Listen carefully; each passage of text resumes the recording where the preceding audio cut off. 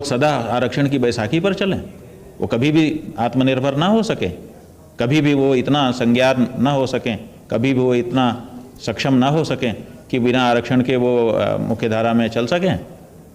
ऐसा तो नहीं चाहते होंगे ना। वो तो यही चाहते थे कि जब तक पिछड़ गए हैं उतनी देर तक हम कदम ताल कर लेते हैं और उनको थोड़ी सी सुविधा दे देते हैं ताकि वो हमारी बराबरी में आ जाएं, फिर हम सब लोग मिल बैठ करके देश और समाज की उन्नति का मार्ग तय करें।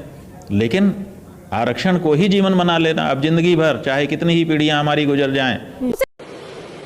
अच्छा, ठीक है। मेरा बस एक सवाल है, वो कह रहे थे कि जाति पाति नहीं, आरक्षण नहीं होना चाहिए। आरक्षण कहाँ है? सुनिए, शारदा पीठ के शंकराचार्य थोड़ा सा मैं यहाँ करेक्ट करूंगी। उन्होंने कहा आरक्षण होना चाहिए, पर जो पिछड़े हैं उनको समाज की पहली पंक्ति में लाकर खड़ा करने के लिए आरक्षण की जरूरत है। पर कब तक ये होना चाहिए, इस पर विचार की जरूरत है। कब तक होना चाहिए की जरूरत जी, कब तक होना चाहिए उस पर विचार के ऊपर मैं बता रही हूँ कब तक होना चाहिए।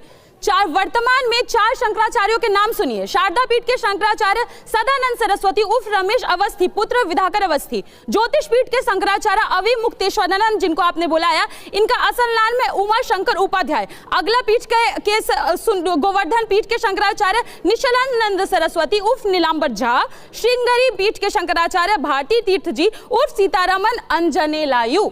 जब तक सारे के सारे जगहों पर आप लोग बैठे हैं, यहाँ पे किस बेसिस पे आपने रिजर्वेशन लिया? सारे पीठों पर बैठने के लिए कौन सा आरक्षण प्राप्त था? जाति का आरक्षण। जब तक वहां पर आप आरक्षण मेंटेन किए हुए हैं, आप पॉलिटिकल स्पेसेस में अपना आरक्षण मेंटेन किए हुए सिर्फ जाति के आधार पर, देश में आरक्षण मिलता रहेगा। और सुन ले बाबा जी जो बैठे हुए हैं, आरक्षण कोई बैसाखी नहीं है, आरक्षण हमारी मुक्ति का मार्ग है। और जब तक इस देश में सभी की समानता नहीं मिल जाती, एक दलित